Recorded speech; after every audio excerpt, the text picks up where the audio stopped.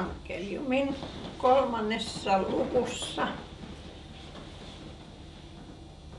30. jae ovat sanat: hänen tulee kasvaa, mutta minun vähetä. Nämä sanat Johannes Kastaja sanoi Jeesuksesta. Hänen tulee kasvaa, mutta minun vähetä. Ihmisen elämää hyvin usein verrataan kynttilään.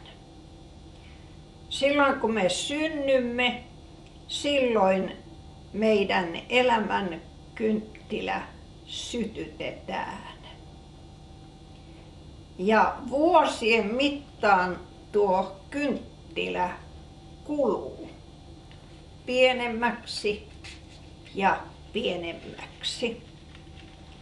Minä itse olen ihastunut Mirjami Lähteenkorvan runoon, joka kuvaa meidän elämämme kynttilää. Ja se kuluu ja minunkin elämäni kynttilä on kulunut jo aika lyhyeksi. Tämän runon nimi on Poika ja kynttilä. Pieni kynttilä, kun sinä olet kanssani täällä huoneessa, en pelkää. Pieni kynttilä, kun sinä lämmität kylmää kättäni, minun on hyvä olla. Olisi varmasti hauskaa osata valaista ja lämmittää niin kuin sinä. Pieni kynttilä, sinä olet tänään pienempi kuin eilen. Itketkö sinä? Jotain aivan kuin kyyneleitä vierahti juuri alas. Sitäkö sinä itket, että tulet aina pienemmäksi, sinä pieni rakas kynttilä? Minä tahdon kasvaa suuremmaksi. Kerran minä olen yhtä suuri kuin Isä. Silloin minä näytän, mitä minä osaan. Ja kaikki katsovat ja ihmettelevät minua.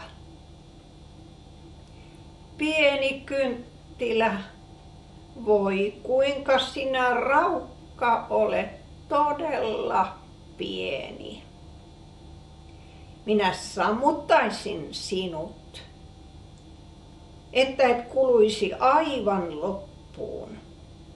Mutta minä tarvitsen sinua, kun on pimeä ja kylmä ja sinä valaiset ja lämmität. Mutta pitääkö aina tulla pienemmäksi, että voi valaista ja lämmittää?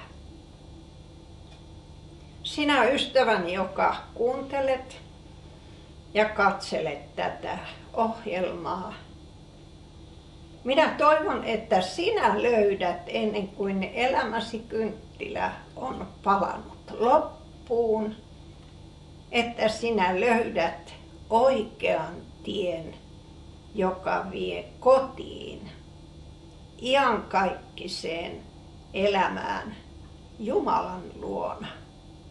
Ja sinne on vain yksi tie.